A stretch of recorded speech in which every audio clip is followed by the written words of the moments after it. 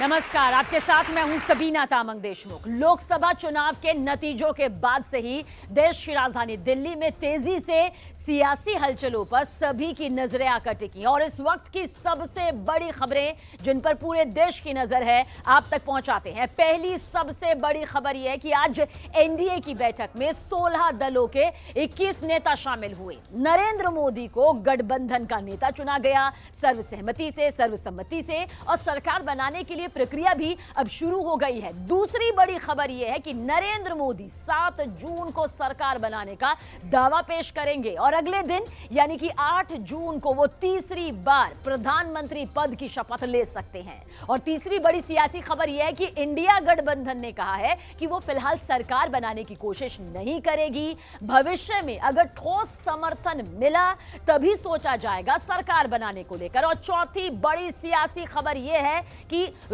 जो कि बाहर के देश की सियासत से जुड़ी हुई है, रूस के राष्ट्रपति व्लादिमीर पुतिन से लेकर अमेरिकी राष्ट्रपति बाइडेन और ब्रिटिश प्रधानमंत्री ऋषि सुनक तक ने लोकसभा चुनाव से मिली जीत पर प्रधानमंत्री नरेंद्र मोदी को फोन करके ढेरों बधाई दी है।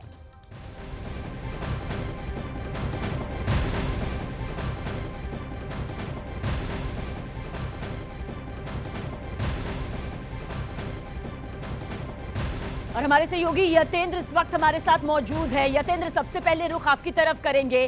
क्या कुछ एनडीए की बैठक को लेकर जो तस्वीर आज सामने आई है, क्या निचोड़ उसका निकला है? आगे की सियासी तस्वीर क्या कुछ नजर आती है?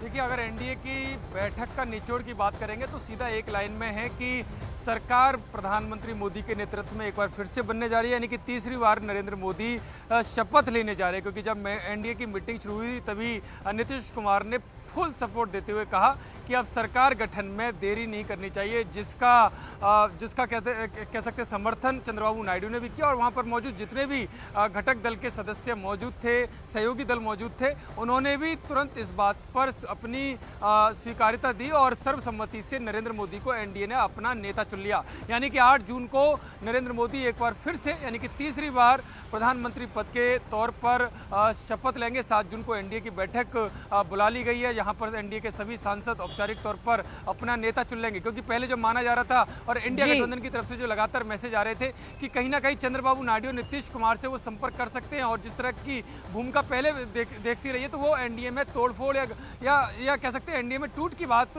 सामने आ सकती है। लेकिन आज जब बैठक हुई तो सब कुछ साफ हो गया। जो आप निचोड़ की बात कर रहे हैं वो अब सब कुछ सामने है, क्योंकि जो प्रस्ताव सामने आया उस पर सभी के साइन हो चुके हैं। एनडीए की बैठक सर्वसम्मति से बुला ली गई है और केवल औपचारिकता है कि वो एनडीए की बैठक जब होगी तो नेता चुना जाएगा और नेता के तौर पर प्रधानमंत्री यानी कि जो अभी कार्यकारी प्रधानमंत्री हैं नरेंद्र मोदी, उनके नाम का ऐलान किया जाएगा। उसके बाद राष्ट्रपति भवन में जाकर जो दावा पेश कर दिया जाएगा सरकार बनाने का। जी ठीक है यतेंद्र। अरुण आपकी तरफ रुख करेंगे क्योंकि लगातार आपकी नजर इंडिया गठबंधन की पूरी हलचल पर रही है। क्या सूत्रों के हवाले से यह बड़ी खबर निकलकर सामने आई है कि सरकार बनाने की कोशिश यहां पर नहीं होगी बल्कि मजबूत विपक्ष के तौर पर किस तरह से इंडिया गठबंधन की रणनीति होगी, इस पर भी हम अरुण से जवाब जरूर लेंगे। यतेंद्र, यहां पर क्योंकि अब एनडीए की एक अलग रणनीति जाहिर सी बात नजर आएगी, आपने पूरी डिटेल भी यहां पर दी है। इंडिया गठबंधन की अपनी एक अलग बैठक को लेकर तस्वीर यहां पर नजर आई है। क्या कुछ लगता है अब भविष्य के तौर पर एनडीए किस तरफ आगे बढ़ता हुआ 7 और 8 जून को बड़ी तस्वीर लेकर नजर आएगा? पूरी डिटेल एक बार फिर चाहेंगे आप दर्शकों तक पहुंचाएं। देखिए, एनडीए की जो बैठक हुई और जो आप निचोड़ की बात कर रहे थे, जिस तरह से जो गठबंधन जो सहयोगी दल है उनके पास जो सीटों का आंकड़ा है वो साफ तौर पर दिखाता है कि जो बहुमत का जो जादुई आंकड़ा होना चाहिए 272 का, उससे भी कई सीट आगे एनडीए को मिली हैं और एनडीए के गठबंधन जो सहयोगी दल है वो भी आपको रोकना चाहूंगी। अरुण हमारे साथ इस वक्त मौजूद है। अरुण, इंडिया गठबंधन की पूरी तस्वीर आपके जरिए हमने देखी, लेकिन क्या ये सूत्रों के हवाले से पुख्ता खबर निकलकर सामने आ रही है कि सरकार बनाने को लेकर किसी तरह की कोई रणनीति नहीं होगी बल्कि एक मजबूत विपक्ष के तौर पर इंडिया गठबंधन अपनी रणनीति बनाएगा? देखिए, संख्या बल नहीं है और नीतीश कुमार या फिर चंद्रबाबू नायडू से कोई सकारात्मक संदेश आया नहीं है और नहीं कोशिश की गई। उसकी वजह है कि दोनों नेता प्रधानमंत्री नरेंद्र मोदी के साथ नजर आए, सरकार बनाने का दावा जब पेश कर रहे थे उनके साथ चट्टान की तरह खड़े हैं। तो संख्या बल नहीं है, इसलिए सरकार बनाने की कोशिश नहीं करेगा इंडिया गठबंधन। लेकिन ये फिलहाल की बात है, आगे चल के अगर कोई ठोस आश्वासन मिलता है या उम्मीद बनती है तो जरूर इस दिशा में सोचेगा। लेकिन फिलहाल मल्लिकार्जुन खड़गे को ऑथराइज कर दिया गया है कि वो समान विचारधारा के दलों से बात करें और संख्या बल बढ़ाएं, जो संसद के अंदर और संसद के बाहर दोनों जगह जो घोषणा पत्र में वादे किए थे, जिन मुद्दों को उठाया था इंडिया गठबंधन के नेताओं ने, उस पर चर्चा और उस पर संघर्ष जारी रहे।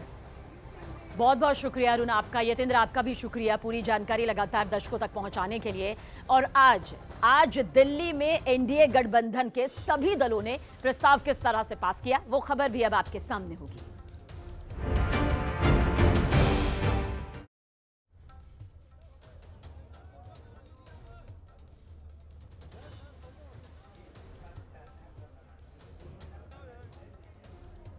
और आज दिल्ली में एनडीए गठबंधन के सभी दलों ने प्रस्ताव पास कर नरेंद्र मोदी को अपना नेता चुन लिया, जिसके साथ नई सरकार के शपथ ग्रहण की तारीख और वक्त भी मुकर्रर हो गया। नरेंद्र मोदी की अगुवाई में एनडीए गठबंधन 7 जून को सरकार बनाने का दावा पेश कर सकता है और अगले दिन यानी कि 8 जून को नरेंद्र मोदी तीसरी बार राष्ट्रपति भवन प्रांगण में प्रधानमंत्री पद की शपथ ले सकते हैं।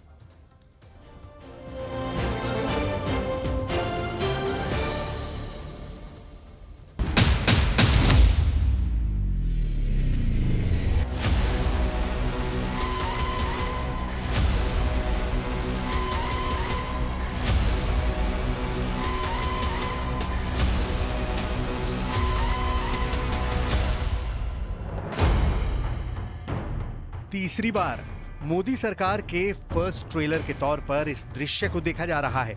सभी के चेहरे पर खिली मुस्कान और विक्ट्री का निशान एनडीए के एकजुट होने का पक्का प्रमाण साक्षात है। इससे पहले इस चिट्ठी ने मुनादी कर दी कि मोदी ही देश के प्रधान है।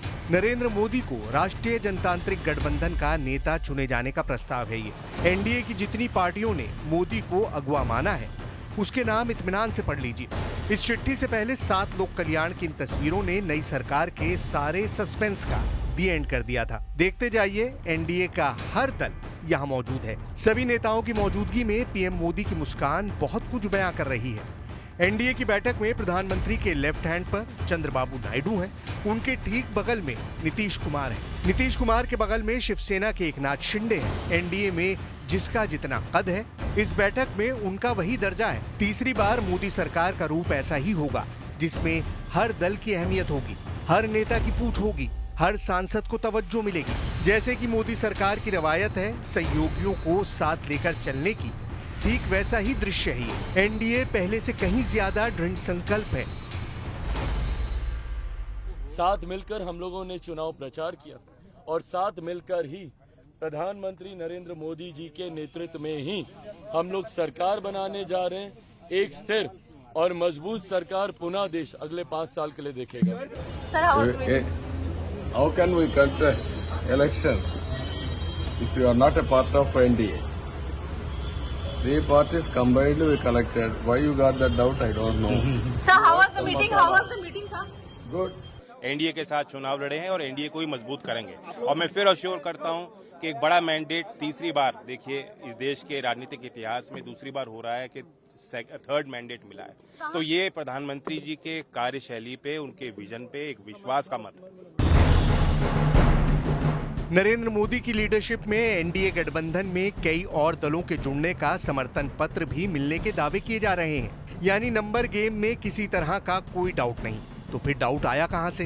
तो इसे जानने के लिए 5 जून की सुबह पटना से आई इस तस्वीर को देखना होगा। दिल्ली का सियासी तापमान बढ़ाने वाली ये वही तस्वीर है जिसमें एक प्लेन में बिहार के मुख्यमंत्री नीतीश कुमार सवार थे और उनके ठीक पीछे की सीट पर विराजमान थे तेजस्वी यादव। चाचा भतीजे की दिल्ली रवानगी और दोनों के बीच बस एक सीट का फासला। प्लेन में जिज्ञासुओं ने ये दृश्य देख सवाल भी दाग दिया।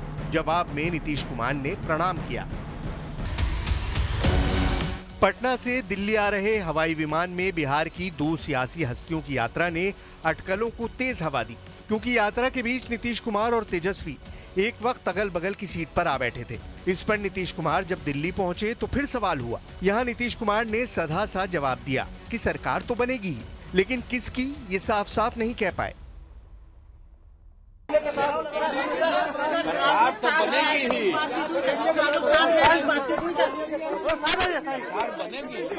इंडिया गठबंधन के कई नेताओं के मैसेज के बाद चंद्रबाबू नायडू और नीतीश कुमार की भूमिका पर सवाल उठने शुरू हो गए थे। लेकिन जब आज प्रधानमंत्री आवास पर एनडीए की बैठक हुई तो नीतीश कुमार ने पूरा सपोर्ट देते हुए प्रधानमंत्री मोदी के नेतृत्व में एनडीए की सरकार बनाने की बात कही। नीतीश कुमार ने कहा कि अविलंब सरकार का गठन होना चाहिए और इसका चंद्रबाबू नायडू ने भी खुलकर सपोर्ट किया। इसके बाद राजनीतिक किंतु परंतु पर पूरी तरह से विराम लग गया।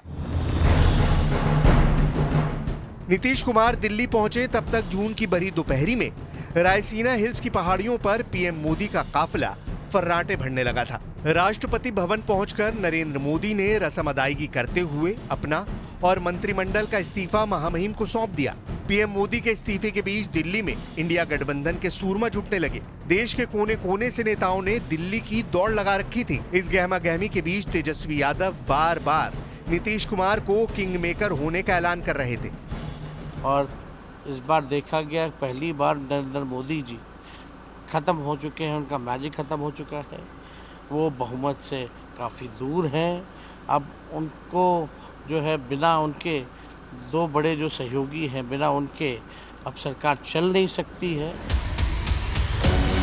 एनडीए के घटक दलों पर डोरे डाल रहे इंडिया गठबंधन के नेताओं को बीजेपी की तरफ से जोरदार प्रहार भी झेलने को मिला। मुझे कुछ समझ में नहीं आ रहा है, निर्लज्जता की हद हो गई। कांग्रेस 60 साल तक राज की और तीसरी बार वो थोड़ा 99 पर आ गए, 99 का चक्कर लग गया तो खुश हो रहा है, कह रहा कि मैं तो बाग पछाड़ लिया। सरकार बनाने के दावे और इरादे के साथ दिल्ली में इंडिया गठबंधन के तमाम दल भी जुटे। हालांकि कांग्रेस अध्यक्ष मल्लिकार्जुन खड़गे के आवास पर जमघट से पहले कोई पत्ते खोलने को तैयार नहीं हुआ। जो लोकसभा के नतीजे आए हैं उस पर विस्तार से चर्चा होगी, समीक्षा होगी और आगे क्या रणनीति के तहत हमारा गठबंधन आगे बढ़ेगा, क्या हमारी अगली स्ट्रैटेजी होगी, उन सारे विषयों पर विस्तार से चर्चा होगी। उस मीटिंग से पहले कोई भी अधिकृत बयान देना उचित नहीं होगा। और अभी बस पहुंचने वाले हैं इंडिया गठबंधन की मीटिंग। अभी पवार साहब से मिलने आए थे क्या? शरद पवार जी के पास ऐसे ही मिलने आए थे और चुनाव के नतीजों के बाद अभी इंडिया गठबंधन की मीटिंग में जा रहे हैं। इंडिया गठबंधन की बैठक में एक बात गौर करने वाली ये थी कि पश्चिम बंगाल से ममता बनर्जी की जगह उनके भतीजे अभिषेक बनर्जी पहुंचे। महाराष्ट्र से उद्धव ठाकरे की तरफ से संजय राउत बैठक में पहुंचे। एक तरफ एनडीए ने अपनी एकजुटता और शक्ति का प्रदर्शन कर दिया तो दूसरी तरफ इंडिया गठबंधन में सब कुछ ठीक नहीं होने के सिग्नल मिले हैं। इस सियासी हलचल के बीच नई सरकार गठन की जो जानकारी सामने आई उसके मुताबिक 18वीं लोकसभा के गठन की प्रक्रिया अभी शुरू नहीं हुई है। 6 जून की शाम मुख्य चुनाव आयोग जब राष्ट्रपति से मिलकर नवनिर्वाचित सदस्यों की सूची सौंपेंगे उसके बाद सरकार गठन की प्रक्रिया शुरू होगी। अभी तक की जानकारी के मुताबिक नई सरकार का शपथ ग्रहण 8 जून को होगा। शपथ ग्रहण समारोह राष्ट्रपति भवन के प्रांगण में ही करने की तैयारी है। नए मंत्रिपरिषद के गठन के बाद उसके सम्मान में राष्ट्रपति एक रात्रि भोज देंगी। तीसरी पारी में मोदी की टीम नई होगी, नए चेहरे होंगे क्योंकि गठबंधन की बैठक में बड़े पोर्टफोलियो की मांग के चर्चे हैं। हालांकि मोदी की तीसरी पारी के औपचारिक ऐलान से पहले सभी कयास बेमानी है।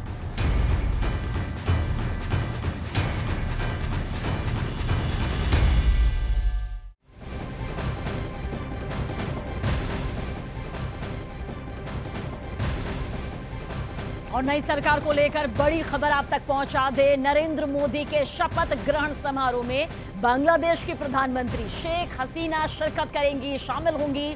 नरेंद्र मोदी 8 जून को प्रधानमंत्री पद की शपथ ले सकते हैं। तीसरी बार बतौर प्रधानमंत्री नरेंद्र मोदी 8 जून को शपथ ले सकते हैं। नई सरकार को लेकर ये बड़ी खबर इस वक्त आप तक पहुंचा रहे हैं। प्रधानमंत्री मोदी के शपथ ग्रहण समारोह को लेकर बांग्लादेश की प्रधानमंत्री शेख हसीना इसमें शामिल होंगी। बड़ी खबर आप तक पहुंचा रहे हैं। और जो नरेंद्र मोदी के शपथ ग्रहण की तारीख यहां पर सामने आ रही है वो 8 जून की सामने आ रही है।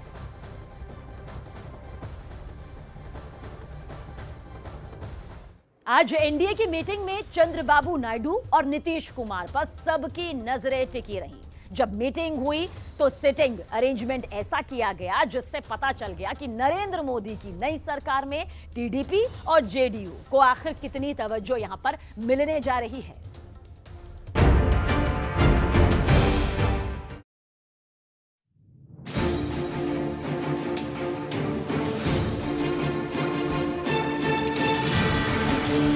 प्रधानमंत्री आवास में चौकोर बेस सम्मेलन, मीटिंग ऐसी जिस पर पूरी दुनिया की नजर रही। भारत में नई सरकार बनाने के लिए ये मीटिंग और एनडीए का बड़ा कदम है। चुनाव के नतीजों के बाद एनडीए की पहली मीटिंग और इस मीटिंग में प्रधानमंत्री नरेंद्र मोदी के साथ में बैठे हैं वो लीडर जो इस वक्त बीजेपी के बाद एनडीए के 2 मजबूत स्तंभ कहे जा रहे हैं। प्रधानमंत्री नरेंद्र मोदी के बाएं तरफ बैठे हैं आंध्र प्रदेश में 16 सीट जीतने वाले टीडीपी के अध्यक्ष चंद्रबाबू नायडू और उनकी बाईं तरफ हैं बिहार में 12 सीट जीतने वाले जेडीयू के अध्यक्ष और बिहार के सीएम नीतीश कुमार। यानी जिन 2 पार्टियों के साथ एनडीए इस वक्त सबसे ज्यादा मजबूत है उनके साथ मीटिंग में बात पक्की हो गई। एनडीए की बैठक में नरेंद्र मोदी को गठबंधन का नेता चुना गया। प्रधानमंत्री नरेंद्र मोदी को गुलदस्ता देने वालों में सबसे आगे टीडीपी अध्यक्ष चंद्रबाबू नायडू ही रहे। बैठक में प्रस्ताव पास हुआ कि जनता ने गठबंधन को तीसरी बार सरकार बनाने का मौका दिया है। प्रधानमंत्री नरेंद्र मोदी के नेतृत्व पर देश को भरोसा है और 6 दशक बाद जनता ने लगातार तीसरी बार पूर्ण बहुमत से गठबंधन को चुना है। इस मीटिंग में 16 पार्टियों के 21 नेता शामिल हुए। प्रस्ताव में समर्थन के लिए हर नेता ने दस्तखत किए हैं। इस बैठक में सभी ने बीजेपी लीडर राजनाथ सिंह, अमित शाह और जेपी नड्डा को सभी सहयोगी दलों से 1 to 1 बात करने और नई सरकार के स्वरूप पर चर्चा करने की जिम्मेदारी दी गई। इस मीटिंग में कौन कौन आया, एनडीए कितना मजबूत लग रहा है, बीजेपी के कितने साथी इस बैठक में शामिल हुए, वो देखिए। पश्चिमी उत्तर प्रदेश में बीजेपी के गठबंधन साथी आरएलडी के अध्यक्ष जयंत चौधरी भी बैठक में आए। पूर्वी उत्तर प्रदेश में बीजेपी के साथी अपना दल की लीडर अनुप्रिया पटेल भी इस बैठक में आई। उनके साथ बैठे हैं एनसीपी अजीत पवार गुट के प्रफुल्ल पटेल, शिवसेना शिंदे गुट के चीफ और महाराष्ट्र के मुख्यमंत्री एकनाथ शिंदे खुद बैठक में आए। इस दौरान शिवसेना ने भी प्रधानमंत्री नरेंद्र मोदी को अपना समर्थन पत्र सौंपा। प्रधानमंत्री नरेंद्र मोदी जी को शिवसेना पार्टी की तरफ से समर्थन पत्र देने का योग मुझे आया है और ये ऐतिहासिक घटना है हमारे लिए। और ये ऐतिहासिक घटना ये भी है कि इस देश में तीसरी बार लगातार प्रधानमंत्री बनने का मौका मोदी जी को इस देशवासियों ने दिया है, इसलिए मैं उनका अभिनंदन भी करता हूं। एनडीए की मीटिंग में बिहार में एनडीए के एक और दल लोक जनशक्ति पार्टी के चिराग पासवान और हिंदुस्तान अवाम मोर्चा के चीफ जीतन राम मांझी भी आए। कर्नाटक में जेडीएस यानी जनता दल सेक्युलर के लीडर एचडी कुमारस्वामी और आंध्र प्रदेश में जनसेना पार्टी के अध्यक्ष पवन कल्याण भी शामिल हुए। ये मीटिंग करीब 4 बजे शुरू हुई और 1 घंटे तक करीब 5 बजे तक चली। नीतीश ने कह दिया कि बिना देरी के फौरन सरकार बननी चाहिए और फिर एक ग्रुप फोटो खींची गई। सबने दिखाया विक्ट्री साइन, यानी एनडीए सरकार बनाने की रेस में भी सबसे आगे है और नरेंद्र मोदी के नेतृत्व में एनडीए तीसरी बार सरकार बनाने जा रहा है। इस तस्वीर में सबसे अगली कतार में मोदी के बाईं तरफ चंद्रबाबू नायडू और नीतीश कुमार रहे। यानी चौकोर मेज वाली मीटिंग के साथ ग्रुप फोटो में भी बीजेपी जानती है कि आगे किसे रखना है। दरअसल 2024 के लोकसभा चुनाव में नतीजा ही ऐसा आया है कि इस वक्त देश में दोनों पॉलिटिकल कैंप गठबंधन के साथी जुटाने और सरकार बनाने को लेकर एक रेस में शामिल है। पीछे कोई नहीं रहना चाहता, यानी मकसद साफ है। इस वक्त देश में दोनों पॉलिटिकल कैंप में चट रिजल्ट पट सरकार बनाने वाले हालात बन गए। चट रिजल्ट और पट सरकार, यानी बिना वक्त गवाए बहुमत का दावा और शपथ से लेकर सरकार बनाने की प्रक्रिया शुरू। 4 जून को नतीजे आए, 5 जून को एनडीए और इंडिया दोनों कैंप एक्टिव हुए, लेकिन दोनों की नजर थी 2 पार्टियों और लीडर्स पर। शाम करीब 4 बजे जब प्रधानमंत्री आवास पर एनडीए की बैठक शुरू हुई, सबसे बेसब्री से इंतजार था तेलुगु देशम पार्टी के अध्यक्ष चंद्रबाबू नायडू और बिहार के मुख्यमंत्री नीतीश कुमार का। दोनों को लेकर कांग्रेस की तरफ से भी कई बयान आए, लेकिन चुनाव से पहले एनडीए गठबंधन का हिस्सा होने की वजह से टीडीपी और जेडीयू पक्की तरह बीजेपी के साथ है। एक तरफ दिल्ली में हलचल थी तो दूसरी तरफ महाराष्ट्र की पॉलिटिक्स में बड़े बदलाव के संकेत देखे गए। देवेंद्र फडणवीस ने महाराष्ट्र में डिप्टी सीएम के पद से इस्तीफे की पेशकश की है। इस वक्त एनडीए का पूरा नंबर गेम क्या है वो देखिए। बीजेपी 240 सांसद, महाराष्ट्र में शिवसेना शिंदे गुट 7 सांसद, एलजेपी यानी लोक जनशक्ति पार्टी के 5 सांसद, जेडीएस, जनसेना पार्टी और आरएलडी के 2 सांसद, अपना दल और एचएएम यानी हिंदुस्तान अवाम मोर्चा की 1 सीट, एजेएसयू यानी ऑल झारखंड स्टूडेंट्स यूनियन का 1 सांसद, एजीपी यानी असम गण परिषद और महाराष्ट्र में एनसीपी अजित पवार गुट की 1 सीट, यूपीपीएल यानी असम की यूनाइटेड पीपल्स पार्टी लिबरल का 1 सांसद, जेडपीएम यानी मिजोरम की जोराम पीपल्स मूवमेंट पार्टी की 1 सीट, एसकेएम यानी सिक्किम क्रांतिकारी मोर्चा का 1 सांसद, साथ में लद्दाख और दमन और दीव से 1 सांसद, ये मिलकर होते हैं 268 सांसद। अब इसमें तेलुगु देशम पार्टी के 16 और जेडीयू के 12 सांसद जोड़ते हैं तो 296 सीट हो जाती है। यानी एनडीए के पास 272 के जादुई आंकड़े से 24 सांसद ज्यादा है। 296 के साथ ये एनडीए के पास पूर्ण बहुमत की सरकार का आंकड़ा है। 7 जून को एनडीए के सांसदों की बैठक होगी और फिर राष्ट्रपति को सरकार बनाने का दावा पेश किया जाएगा। इससे पहले प्रधानमंत्री नरेंद्र मोदी ने राष्ट्रपति को अपने दूसरे कार्यकाल का इस्तीफा दिया और कैबिनेट को भंग करने की सिफारिश की, जिसके बाद राष्ट्रपति द्रौपदी मुर्मू ने लोकसभा को भंग कर दिया।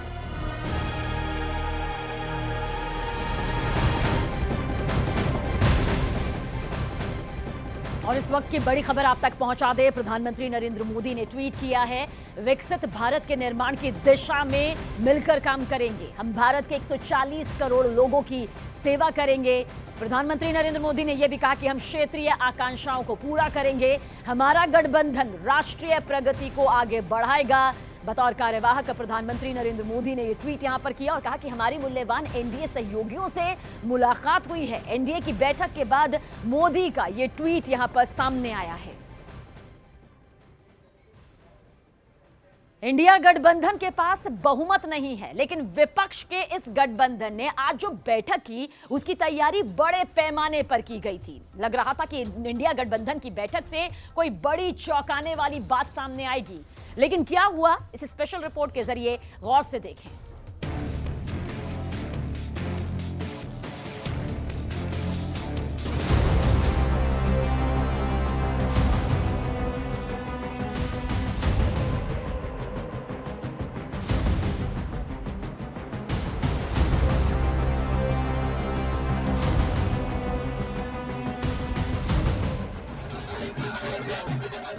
इस चुनाव में कांग्रेस ने 99 सीटों पर कब्जा जमाया है और वो इंडिया गठबंधन की सबसे बड़ी पार्टी है। अब ऐसे हालात में सवाल उठता है कि क्या 234 सीटें जीतने वाला इंडिया गठबंधन सरकार बना सकता है। The India bloc will continue to fight against the fascist rule of the BJP led by Modi. We will take appropriate steps at the appropriate time to realize the people's desire not to be ruled by the BJP's government, and this is our decision. 2 घंटे चली लंबी चर्चा के बाद India block ने तय किया कि वो फिलहाल सरकार बनाने की कोई कोशिश नहीं करेगा।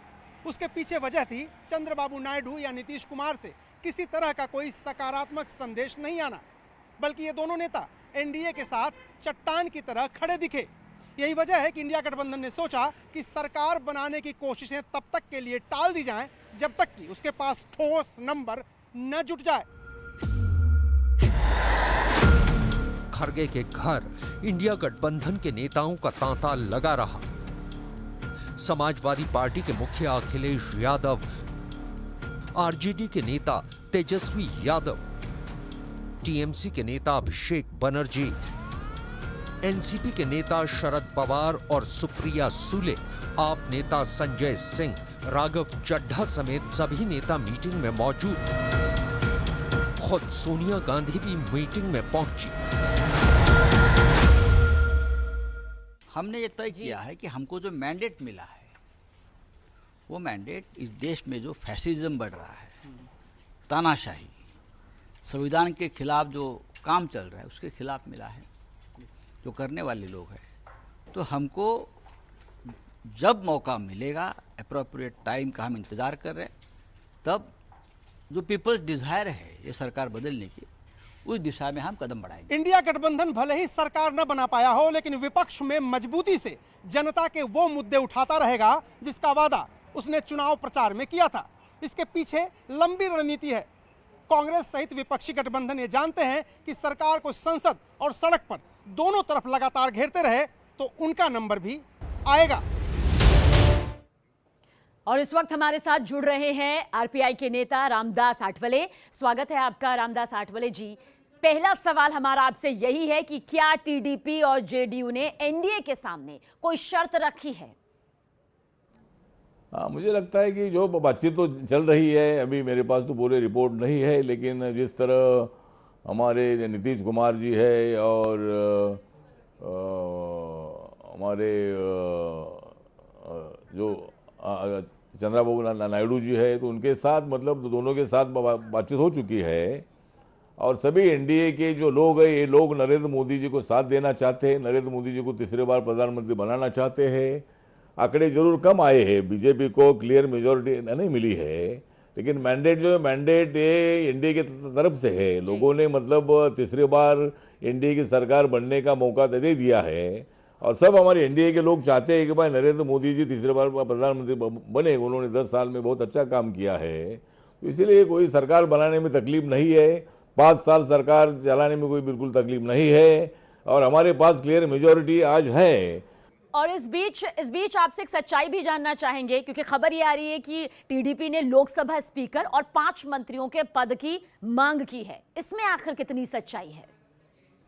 हाँ, तो 2 बड़े नेता दिल्ली में हैं, और वो उनकी जो मांग है वो मांग माननीय प्रधानमंत्री जी के सामने, अमित शाह जी के सामने, नड्डा जी के सामने रख रहे हैं, और उसमें से मार्ग निकालने की कोशिश की जाएगी। जो भी वो डिमांड कर रहे हैं, उसी तरह मतलब आंध्र प्रदेश को ज़्यादा से ज़्यादा बजट मिलना चाहिए। उनकी जो अमरावती राजधानी है, कैपिटल है, उसको पैसा मिलना चाहिए।